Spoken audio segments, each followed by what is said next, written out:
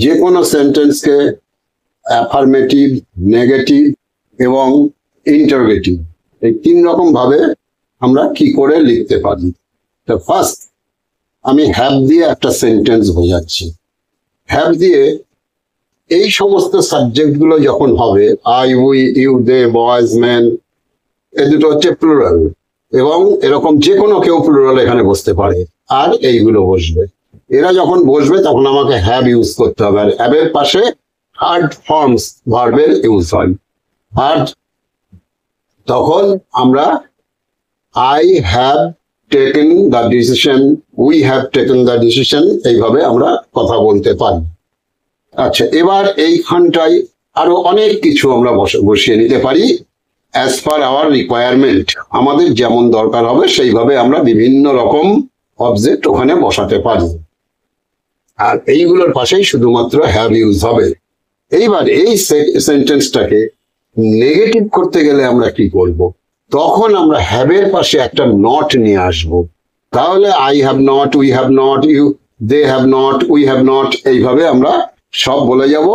আর লাস্টের যে অবজেক্টের পার্টটা সেটা ওই রকমই থাকবে, সেটাও আমরা প্রয়োজন মতো আমাদের দরকার মতো আমরা বসিয়ে নিতে পারবো। যাই হোক, এটা তো বোঝা গেল।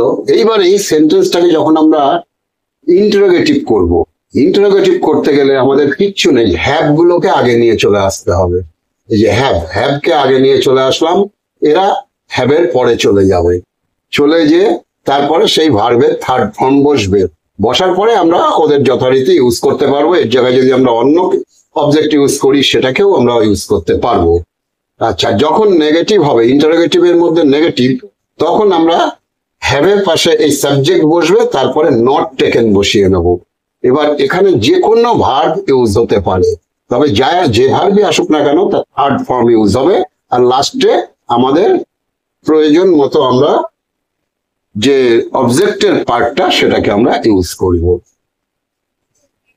তাহলে আমরা শিখে যাব কিভাবে একই সেন্টেন্সকে অ্যাফার্মেটিভ, নেগেটিভ এবং ইন্টারোগেটিভ করতে হয়।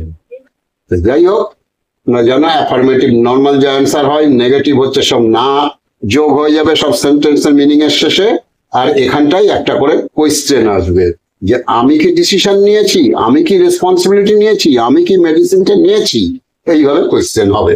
লেখার রুলস ঠিক এইভাবে, এইটা মনে রাখলে আর কোনো রকম এই 3 টাইপের সেন্টেন্স লিখতে কোনো অসুবিধা হবে না।